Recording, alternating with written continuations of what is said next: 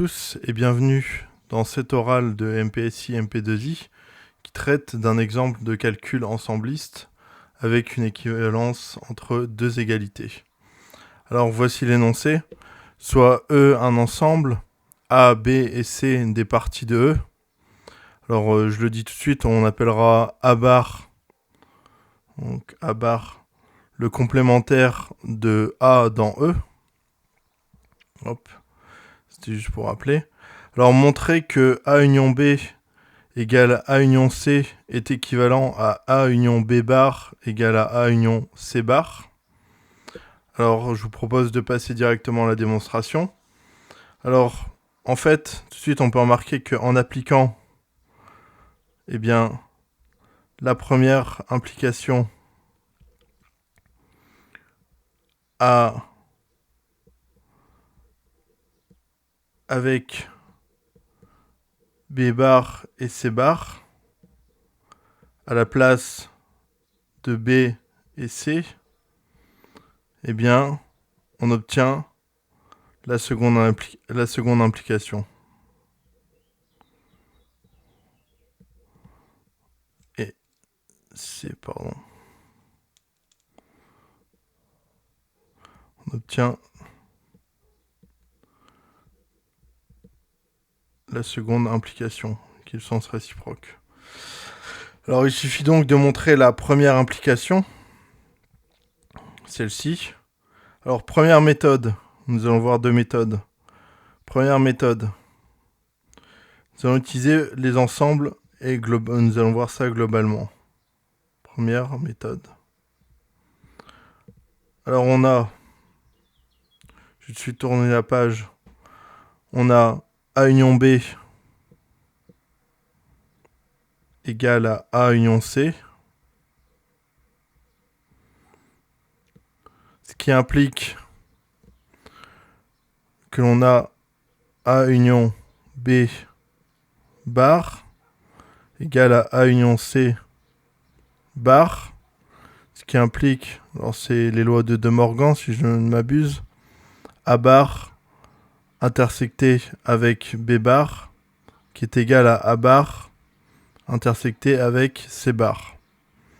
Ce qui va impliquer que l'on a A union A bar intersecté avec B bar qui est égal à A union A bar intersecté avec C bar.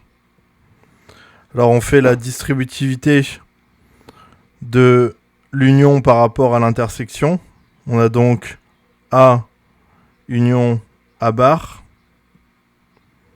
intersecté avec A union B bar. Ce qui nous donne égal à A union A bar intersecté avec A union C bar. Et comme A union A bar c'est en fait E, eh bien on a A union, on peut simplifier, on a A union B bar qui est égal à A union C bar.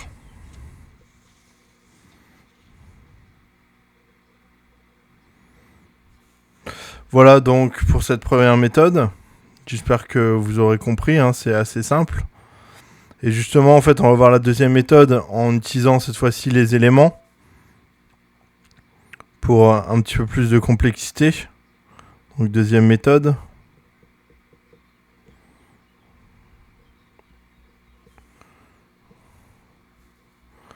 Alors, on va supposer A union B égale à A union C. On va prendre un X. Dans un premier temps, on prend un X appartenant à A union B bar. Alors, ça veut dire que X appartient à A où X appartient à B bar. Alors si X appartient à A, alors X appartient aussi à A union C bar. Parce que c'est une union. Donc c'est un OU. A, OU, C bar. Alors supposons que X n'appartienne pas à A. Donc X appartient à, logiquement, B bar. Et raisonnons par l'absurde. Donc raisonnons par l'absurde.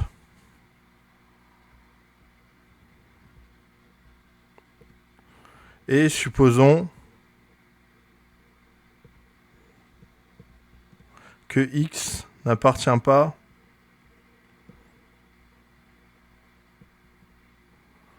à A union C bar.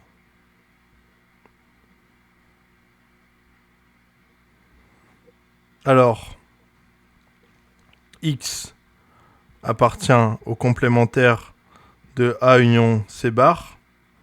Donc, X appartient à A union C bar, le tout bar. Donc, le complémentaire de A union complémentaire de C. Qui est égal, lui, à A bar intersecté avec le complémentaire du complémentaire de C, donc C. Donc X appartient à C, puis X appartient à A union C, et donc X appartient à A union B. Et ça, là, il y a une contradiction. Et contradiction.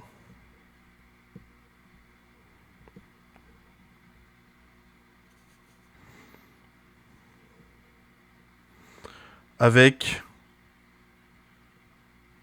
X n'appartient pas à A et X n'appartient pas à B.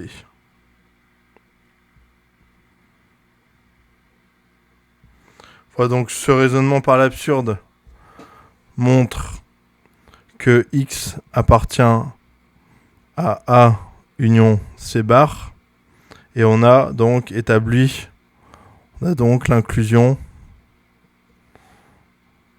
A union B bar inclus dans A union C bar. Alors par rôle symétrique de B et C, je l'écris, par rôle symétrique de B et C dans l'égalité d'hypothèse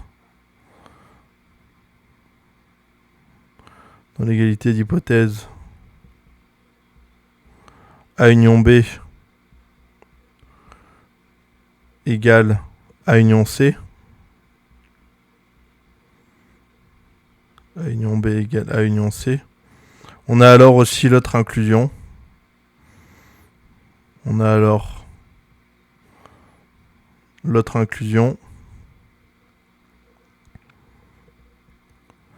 D'où l'égalité. Voilà. Donc ça termine la démonstration. Donc on a vu deux méthodes. La méthode vraiment ensembliste, globalement, et la méthode par élément. Voilà, donc ceci termine cet exercice d'oral. J'espère que cette vidéo vous aura plu et vous sera utile. Je vous dis à bientôt pour plus de mathématiques. Ciao.